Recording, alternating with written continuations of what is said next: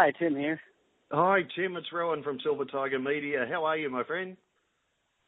I'm doing well. How are you doing? Very well indeed, thank you, mate. It's a pleasure to speak with you. Thank you so much for your time.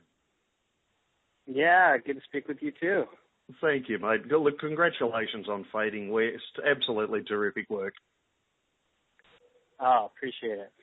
Indeed. 39,000 units for the first week in the US, debuting at number 6 on the Billboard 200. Were you surprised? I'm always surprised.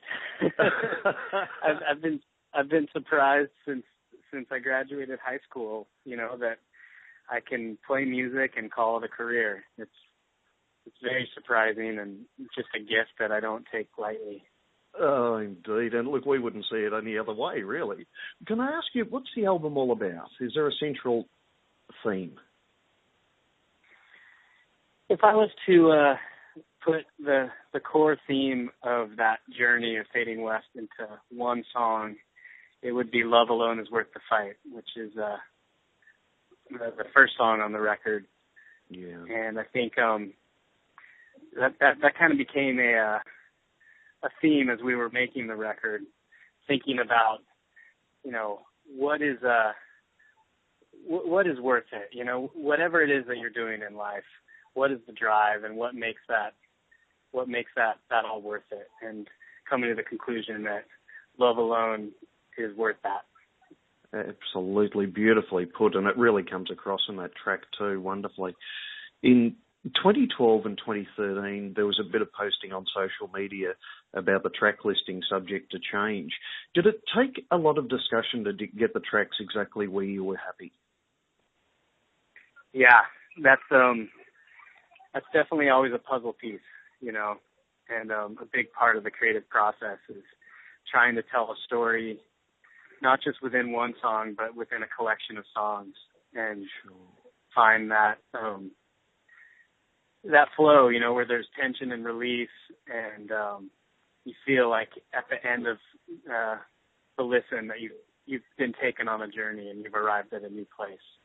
Indeed, and it does flow so well. 9 albums since 1997 and a massive following.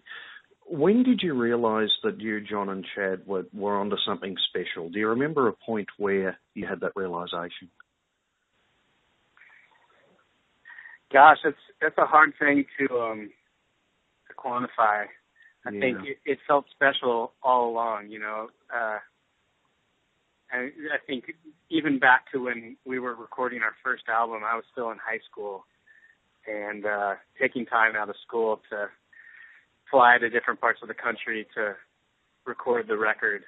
And, that was on a very small scale in those days, on a small indie label.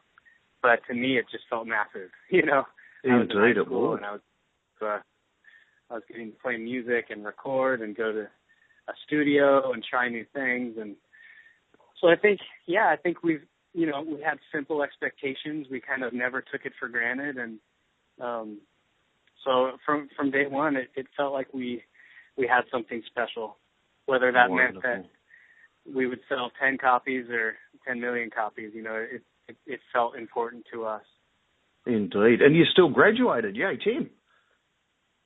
Yeah, I did. Yeah. Indeed. Do you remember what brought you to music? My brother and I discovered music at a really early age. Both our parents are musical, and so I remember playing music with my brother. I don't remember a time when I wasn't playing music with my brother. Oh, it's just always been a part of our lives. Wonderful. Following mainstream success, would you say that your music still retains its spiritual focus? Yeah, I think, with every album, we take a look at kind of, we almost break up the band and look at each other and decide to form a new one, and what's the motive, what's the drive, and we continually come back to what are the songs that are important to us and that we want to be singing for the next 10 years or for the rest of our lives, Yeah. And I think that that continual kind of circling back to why we play music and why these songs are important to us has been a good compass for us as we make changes and go through life to to be drawn back. And sometimes the songs are what draw us back, because we have written songs that are wrestling with the important questions of life. Why are we here? What's our purpose? To be singing those songs night after night, we're singing them to ourselves as much as to anyone else. And I think that's a good compass as well. Indeed. What a beautiful turn of phrase, singing them to yourselves as well as the crowd. That's brilliant. Is there any one track from Fading West that's really special for you personally? There's that's always the toughest question, Which one of your kids is your favorite? I think there's it really is a collection of favorites for me. One that I really enjoy playing every night is a song called BA55. Yep. That musically really has a heartbeat to it, from a drum and bass perspective that is really kind of mesmerizing. Indeed, the percussive qualities are absolutely brilliant and shine through on that track wonderfully. Thanks. You have an impressive collection of film and TV score inclusions. Do you ever sit down to watch TV or a movie and end up genuinely surprised by an appearance of your songs? Yeah, that's happened quite a bit. A lot of times we won't even know that our song is going to be on TV. And I don't watch a lot of TV, so it typically doesn't happen while I'm watching it. It'll be a phone call that I get from a friend that says, "Hey, your song was on the TV." Or we've actually been used in a lot of sports the last few years here in the States, and that is something that we watch a lot. And that's always fun to be watching a game and hear our song come on. Absolutely, indeed. Including the footy show over here in Australia. We've got an inclusion there for you as well. We thought we'd surprise you with that. Yeah. We got to do a taping on the footy show a few years back. That was quite the honor. Indeed. Tim, I've got to ask you, how special was it for you and John to perform at the 2010 Boy Scouts of America National Jamboree? It was surreal. I don't think we realized what an honor it was to be asked to perform.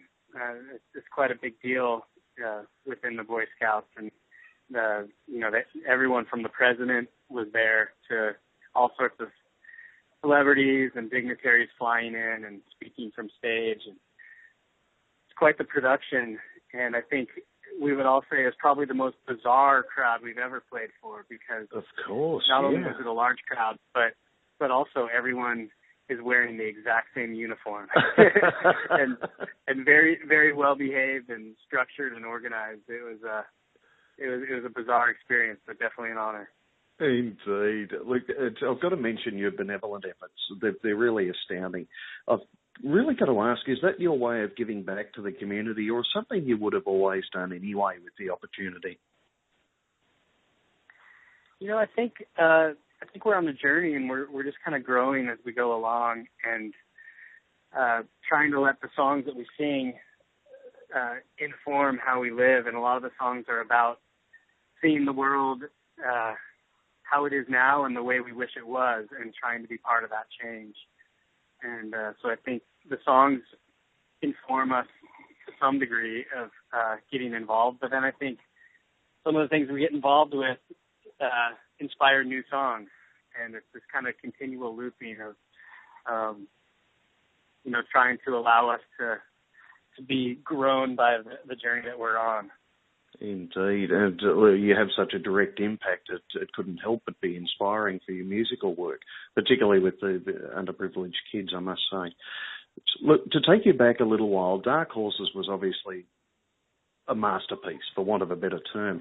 I've always wanted to confirm the meaning behind the track. Can you enlighten me on that?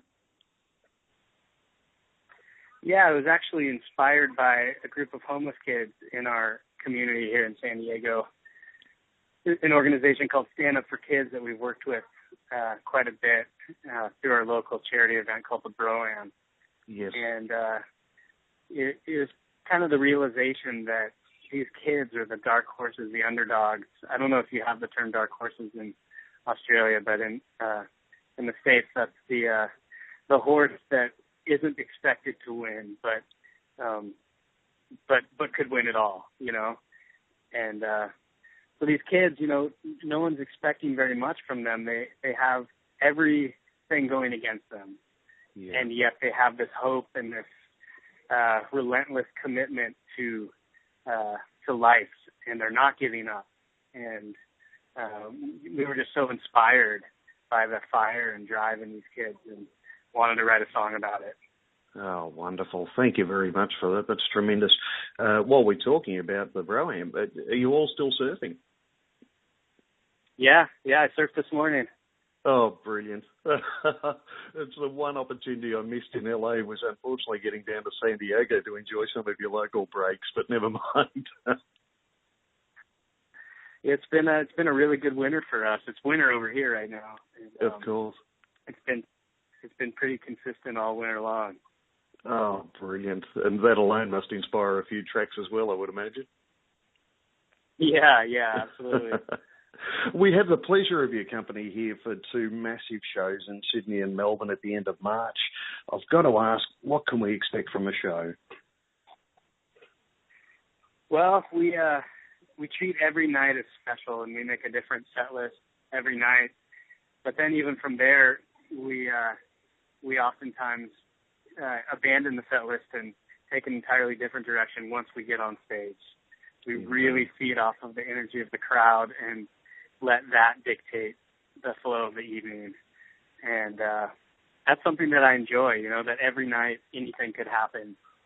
And rather than trying to duplicate what happened last night, let's look at tonight and what makes tonight special. And we've always had great shows in Australia. I think the crowds are unique in that they really show up with a fire in them.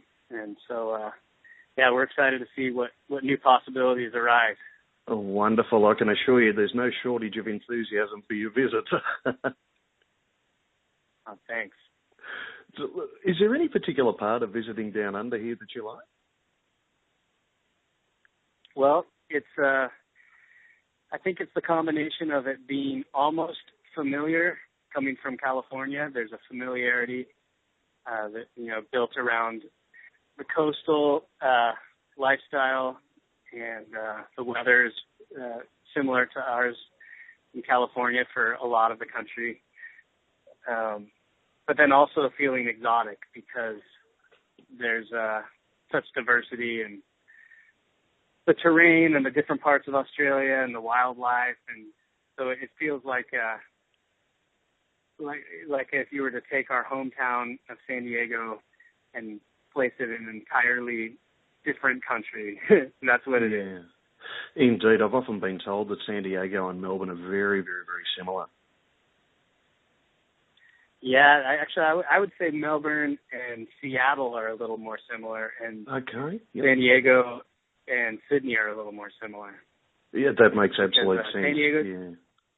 San Diego doesn't get the rain that Melbourne does. But yeah, indeed. And look, there's one question. I could talk to you all day, Tim. Unfortunately, time flies. But I have one very, very important question that I'm sure any discerning music lover and appreciator of your group would want to hear. Have you had the chance to surf Bells Beach? No, we never have, and it's a crying shame. We've never had enough time in our schedule to make the drive down there. Well, perhaps this time, if you get one time, of these days we have to. Sorry, mate. Yeah, we short delay there. Look, you hit us up, and we'll drive you down there if you get time. Yeah, we'd love to make that happen. We've had a chance to surf Snapper and a lot of the other main spots, but never Bells. Oh, we've got to make that happen for you. Look, thank you very much again for your time, Tim. It's a pleasure to speak with you. We can't wait to see you at the end of March. It's going to be enormous. We'll look forward to seeing you then. Okay, thanks. Great talking to you. Have a great day. You too. Travel safe, my friend. Thanks. Bye. Bye-bye.